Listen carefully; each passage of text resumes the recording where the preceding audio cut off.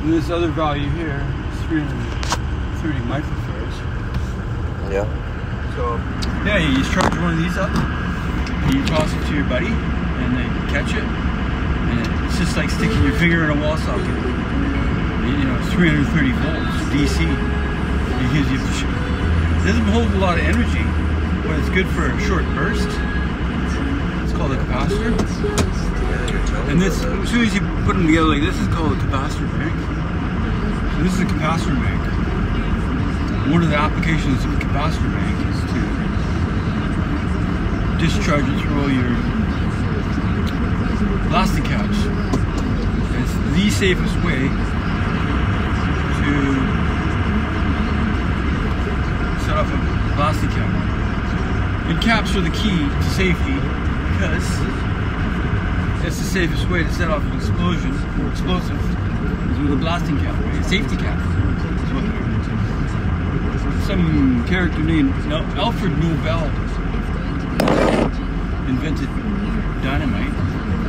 He didn't invent nitroglycerin. Nitroglycerin was known before that, but it's like taming the shrew, right? All he did was he stabilized it. Nitroglycerin stabilized, right? So then you can use, you just simply mix it with sawdust and it stabilizes it, right? He used something called Damascus earth, which is little tiny seashells, and it holds lots of, nitroglycerin is basically oil, so it soaks up the oil like kitty litter, right?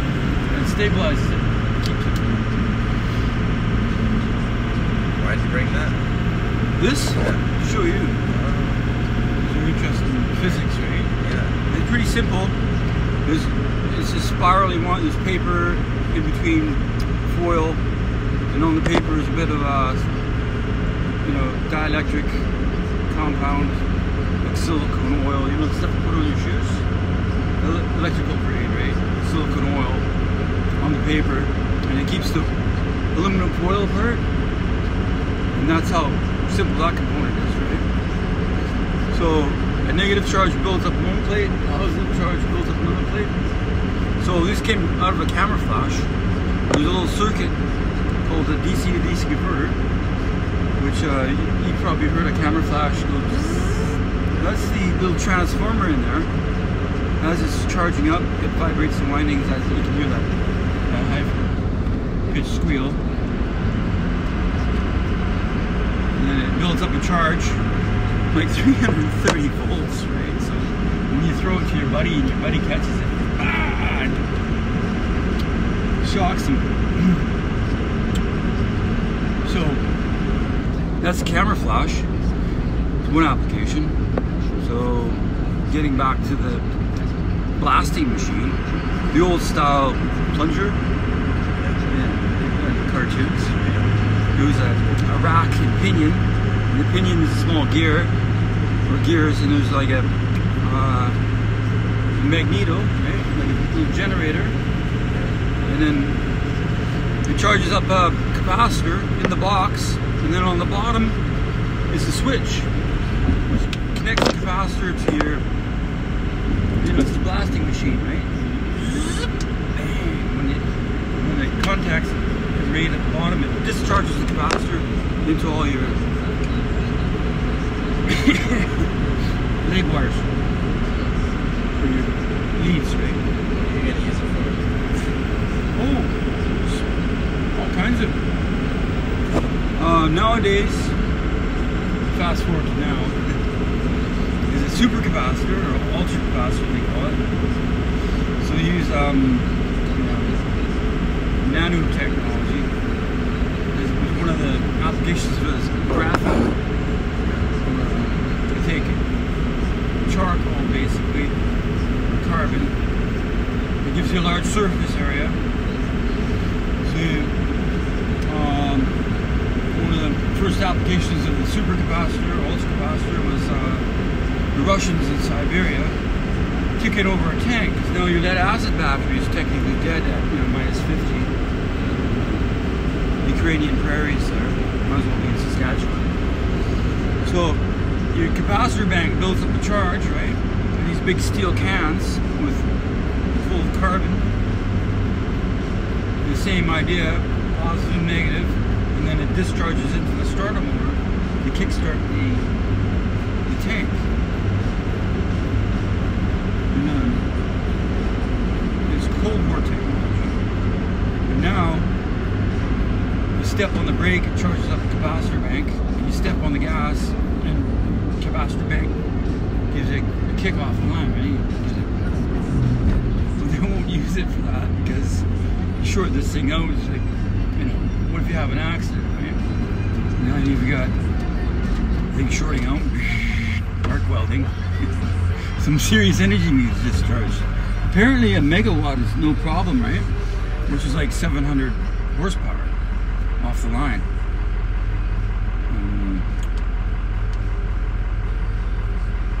So 1 horsepower is equivalent to 750 watts, or 745 watts, whatever, roughly, right? So 1 megawatt of energy is approximately 745 horsepower. So you step on the brake, you can basically get dead short, which is really hard on a battery. But the capacitors, you can cycle like a million times, no problem, right, without it wearing out, because it's electrostatic and not electrochemical. But an electrochemical battery, you got like 1,000 charges, and you've used up most of its useful life. You're lucky to get 5,000 charges. That's a state-of-the-art Tesla battery. The world record is like 20,000 cycles, but they use them on satellite. They use them on satellites, and it's hydrogen. It generates hydrogen, so it goes into a little pressure cell when it discharges, and then when you charge the battery up, the hydrogen gets reabsorbed. It's not really actually a world record. It's kind of like aerospace. It's so, you know, I think they probably used it for the Viking, Pioneer, the ones that are leaving a couple years ago, they hit interstellar space. Those probes. They launched them in the 70s, and they're just heading out of the solar system now, just on the fringe, right? Where the solar wind pushes against interstellar space, and there's even more radiation coming from, called cosmic rays, and between the sun's magnetic field and the sun's, pressure, they call it heliopause. Heliopause, I guess that's where it stops, right? It pauses. Helio meaning the sun, and the pressure. Anyway, there's even more radiation out there. The Earth's magnetic field protects us from most of the radiation from the sun. And then the atmosphere protects us from the rest.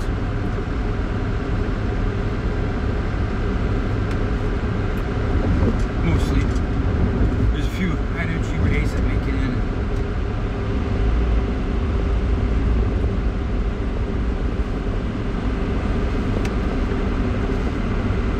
Interesting. It is.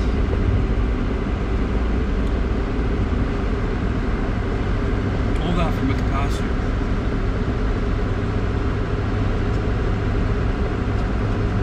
Where'd you get that? Oh, I've got an old camera flash, the SOS.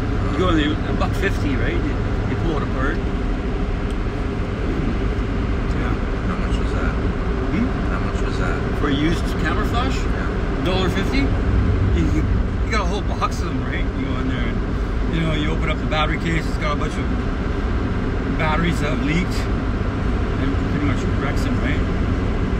So whether they work or not, but these components here, these are like $5 each if you go, yes, if you can find them, right?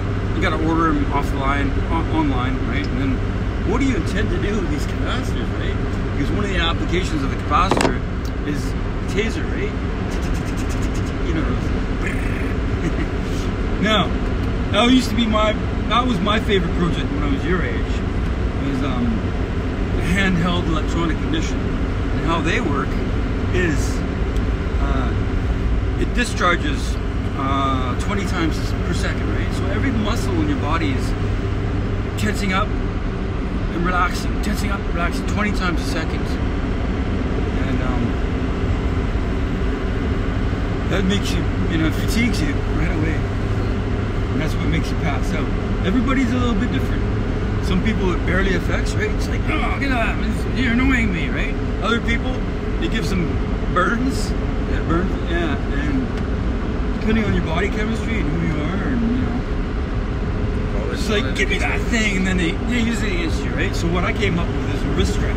Put a wrist strap on, and it's got a magnet on it, right? So if they grab it out of your hand to get away from you, it pulls the magnet out, and that's the key, right? It doesn't work without the magnet. Yeah. It's a good idea. Yeah, it's a good idea.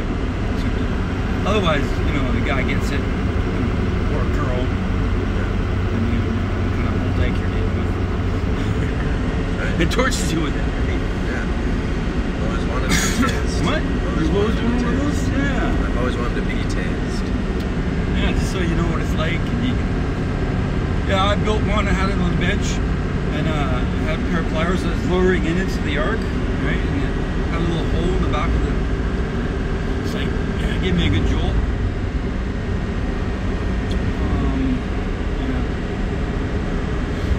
So it bites. It's very uncomfortable, unpleasant sensation throughout the whole of your body. Just like that. Gives you a good shock to the system. Wakes you up, annoys you.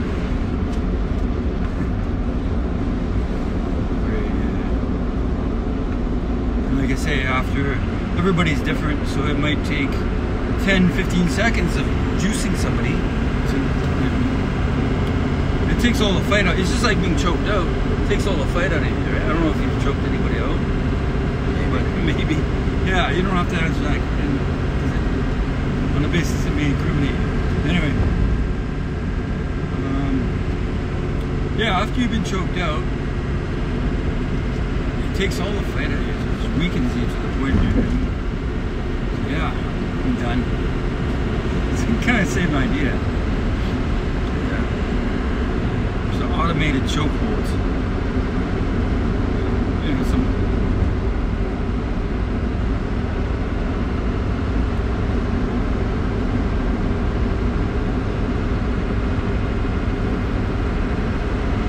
So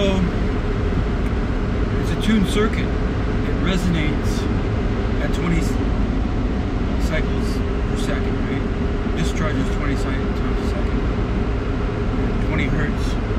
I guess his character, Heinrich Hertz, figured out the wave.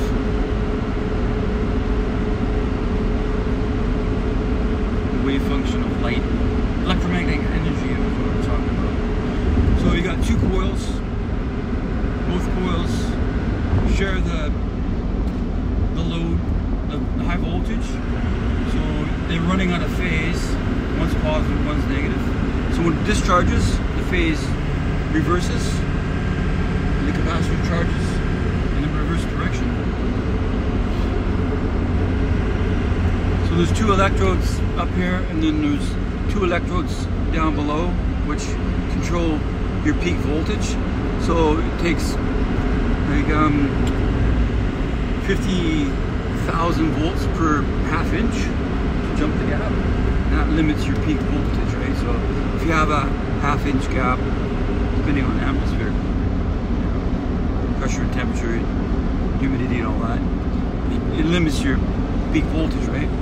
Otherwise, if you don't have those little electrodes down below, limiting your high voltage, it goes off scale, and the next thing you hear is like tick, tick, tick in your coils. And alright, yeah, destroy it well.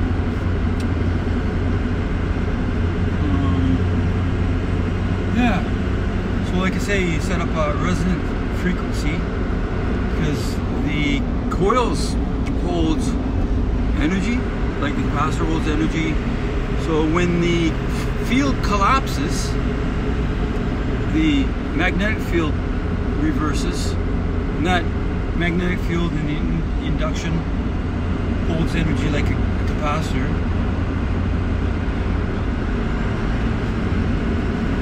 Yeah. So you get it going back and forth.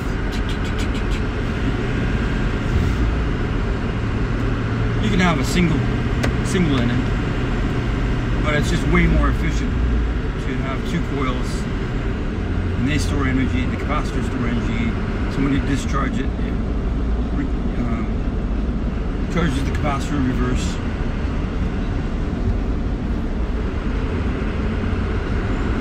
Some aerospace engineer came up with it in 1969, saying, hey, you know, this thing be used in law enforcement. Maybe they got hooked up to a 20, accidentally found the frequency of the human body that fatigues it to the point where you pass out. I don't know.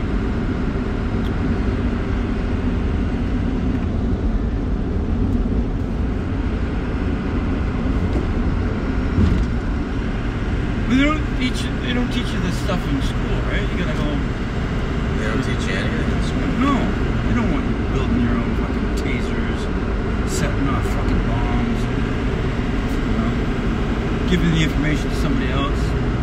Nowadays, you can get all the information off the internet, but they know who's accessing that information. So all the information's out there, and you still gotta piece it together.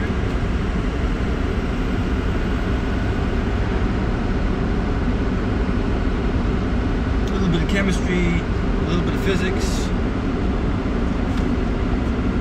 mix it up. And you have a terrorist. Pardon me? And you mix them up and you have a terrorist, right? Yeah, terrorists. Yeah. The sleeper cell. Yeah. Dream job. Yeah, dream job, yeah. Give me $1 million, or I'm going to tell somebody what I know. I have unlawful carnal knowledge. What? Joke, isn't it? No joke. No. Type in BWB boom or BW bomb. You don't even have to spell it correctly. Just get it close, right? Auto corrects you.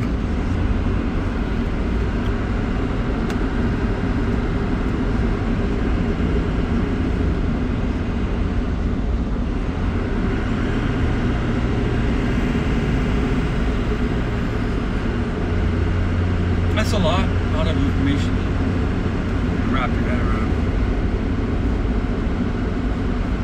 Always like, I collect physics textbooks, because I got the one from my uncle, and you can get ones from universities that cost $120 or whatever, right? That reminds me, I wonder where I put that textbook. They're hard to get a hold of, because, like I say, I was going into the SOS for a while, collecting physics textbooks. You know, you buy a physics text for $2.50. You know, you look at it, it's like $120 textbook or whatever, right? College or university. There's some serious information in those books.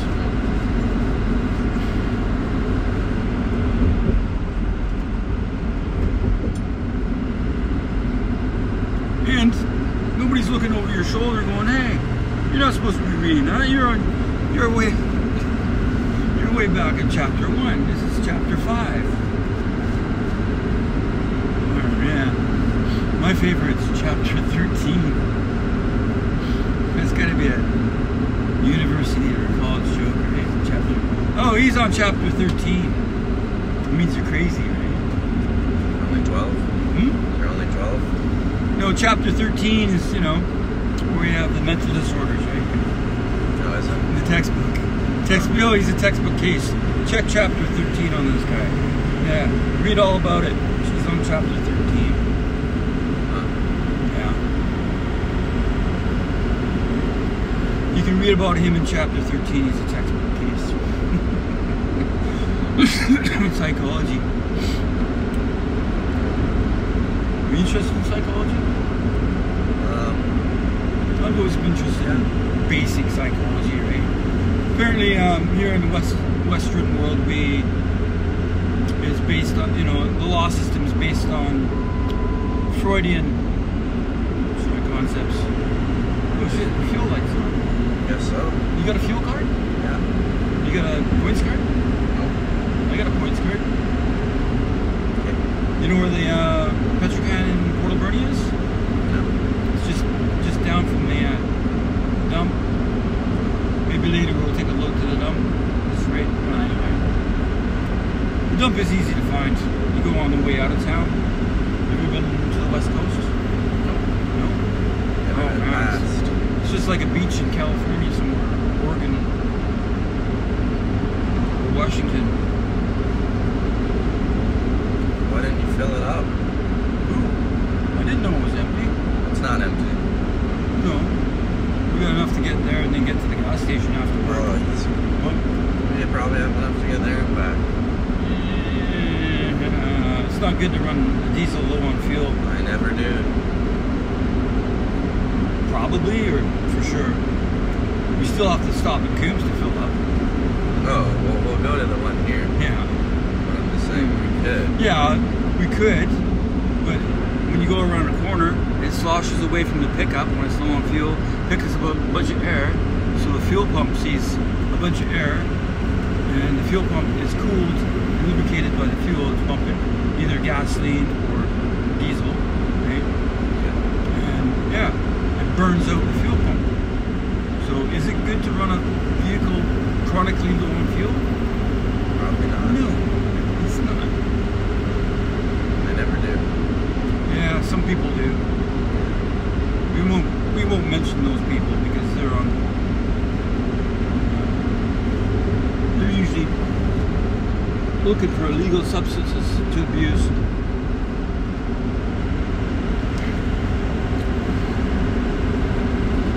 That's in chapter 13, substance abuse issues. So yeah, back to this Freudian thing, right? Basic psychology. I was watching CSI, for instance, and it's like Gus Grissom character. He's like, yeah, Freud believed in blah blah blah. All sexual sort of behavior is kind of normal.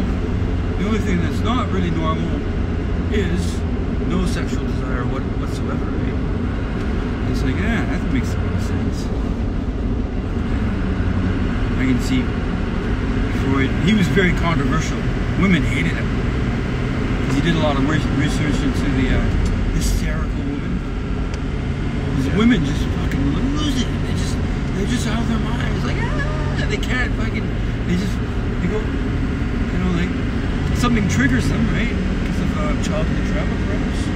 Something in their subconscious. And I've seen they can't breathe and they just start screaming at the top of their lungs.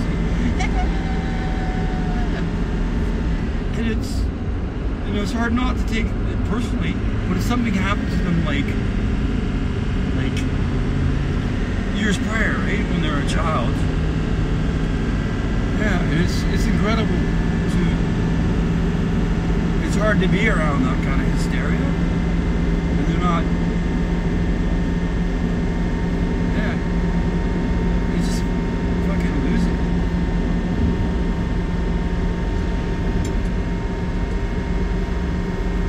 And from my own personal observations, I worked with a young lady. Well, she's younger than me. I mean, she's an old lady now. But I was working with this young lesbian, right? Chapter 13, classic Bull Dyke, steel-toed army boots from Ontario. That was abused by skinheads, chasing her around, and she's a young Jewish lady of, Métis descent, perhaps. Don't quote me on that. Everything a skinhead's supposed to hate, she represented, right? So these guys in Ontario, white white supremacist type, got a hold of her, took her to the bathroom, and dipped her head in the toilet, right? This is one of the harsh things that happened to her when she was growing up, right? And of course her dad was abusive, right? And this is why, you know, 6, 7, 8 years old, and her dad's abusive, right? So she, by the time she's 12, she's so confused. I don't want to be a man, I want to be a woman. Or even after the fact, after she's had a kid or two with an abusive husband, and the things that have happened in her childhood, this is why, you know, it's not that simple, but it's some stereotyping. Some people would say you're stereotyping at that point. But yeah, it's a type of confusion. Stereotypes are true. Stereotypes? Most of them are true. Well, like I say, chapter 13, right? So that's black and white. But there's so many different combinations. It's so complex. It's hard to put it in black and white.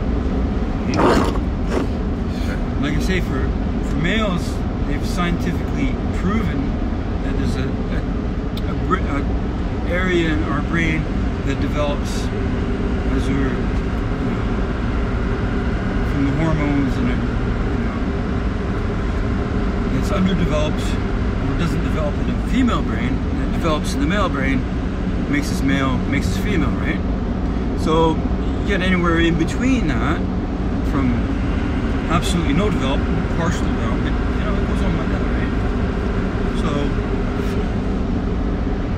for males, it's easier to put it in black and white because they found an actual area in the brain that develops after we're fetuses, whereas we're becoming young ladies and young men, ladies and germs, which is interesting. It's like, really? For women, because it doesn't develop, there's no evidence. We can't say that about women. It's easier to pick on guys. We have thicker skins. We can take more abuse. Women are just like, lose it right away. Get all hysterical. Have you talked to Gowan? Pardon me? Have you talked to Gowan before? Speaking of hysteria, he has fits of hysteria. He doesn't have very thick skin, dude. Pardon me? He doesn't have thick skin. No! He loses it right away. Yeah. I worked with another guy, Shane Bell. I mean, not Shane Bell. Shane Bell's brother, Chris Bell. Yeah. You work with him? I don't think so, no. Oh. You just simply say you're a fucking moron. You fucking just fucking plow you right between the eyes. He just wouldn't, you know. I never did call him stupid. What are you, stupid? I worked with him when he was your age, right? And then later on he filled out. He's bigger than Shane. 250 pounds, 5'11", whatever he is, 5'12". 5'12". No, I think he's 5'11". I used to be 5'11", but I think I shrunk a bit. That's what everyone says. Well, as you get older, you actually shrink, like you lose height. Hopefully you don't lose too much weight.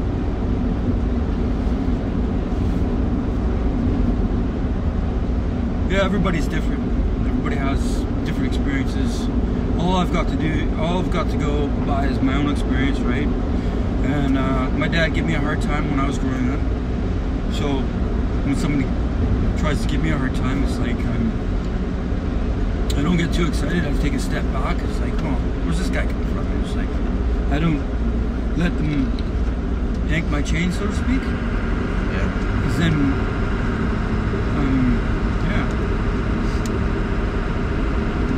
they sucker you into a fight. Maybe that's what they want. They want to take you down.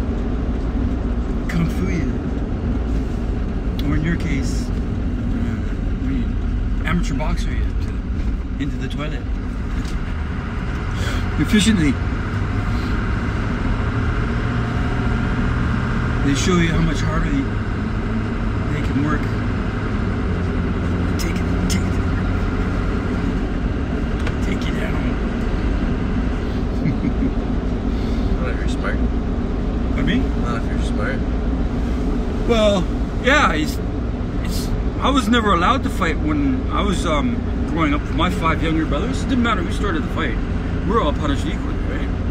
And, you know, it's like, so that prepares you for life, because you become an adult, you're not allowed to fight. And if you do fight, you have to do it, you know, use equal force, right? It's hard to do, especially when the person is bigger than you, right? So you tend to overcompensate. That's easy. Knock them the fuck out! But when you knock them out, you gotta like take their pulse and be concerned. Oh no, it's like, oh shit, call an ambulance. Take responsibility for what you done, right? Technically. I just hit him in the throat. Well, yeah. The tracheal jab. Judo chop. Yeah, judo chop. Right? Tracheal jab. That takes the solar plexus. It takes the wind out of you. No, once the wind's knocked out of you, you know, usually that's it, right? It's the end. That's right. You just give them a quick poke in the solar plexus. Especially when their mouth is open, right? You knock the wind out. Because they're flapping their lips. So you just poof. Down they go. Can't breathe. Some people are pigeon chested. Have you ever heard that terminology? Yeah, it's actually the chest goes in right where the diaphragm is. It's like they got a little bit of a deformity. It's called pigeon chest. Yeah, so they're extra susceptible to being, you know, the wind. You fall on your back hard enough. I don't know if you've ever fallen out of a tree onto your back when you're a little kid. No? I don't remember. Yeah, it knocks the wind out of you, right? Takes your breath away. It's like, you can't breathe. It's a good experience to have. You know what the person's experiencing, then you can just grab their head, bring your knee up. And they're like this when they go over you. Finish them. Right. Because they're still standing at that point, right? They go, stretch them up the other way. And then they bash their head on the asphalt and they're bleeding from the ears. What a mess. It's like, oops, I killed them. There's our Petro. Do they have diesel? Yep. Yes. See, I always go the one on the way out of town, because I'm usually on the way to the dump. They have 2. 2, yeah, there's one on the way to the dump. So yeah, we'll fuel up there later. On the way back. Isn't this the way? So what are you taking in school? Torch safe? Torching? Torture? Or just something, I don't know. You're gonna be a torturer? You're gonna torture people with a taser? Yes. Dance, sucker, dance! Apparently I'm gonna learn something, but I don't think so. Apparently I'm gonna learn something, but I don't think so. Sure you are. How to test the propane hose for leaks. You take soapy water and spray water. And those bubbles, right? That's right. That's Listen how to you the test hiss. anything. Leaks. That's how you test anything for. Yeah, leaks. Soapy water. It's for air leaks. Is this yours? That's mine. Alright. I'll grab the sticker off it later.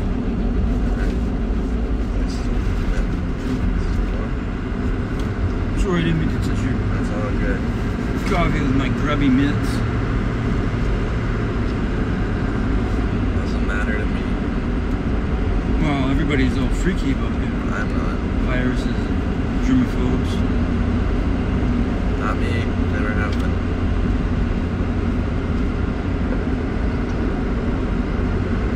I was just disappointed that it wasn't more. I wanted it to be a real pandemic. That would have been awesome. Yeah, because you go on WorkSafe and you get your wage, but they don't take tax off, right? So you actually make more money because they don't take the tax off.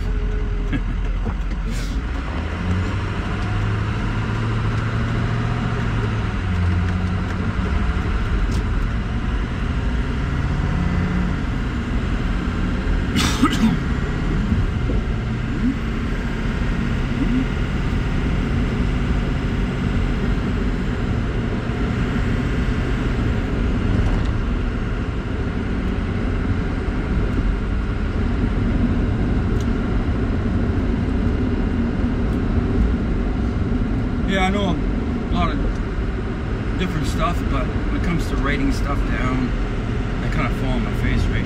Doing the math. I need a calculator.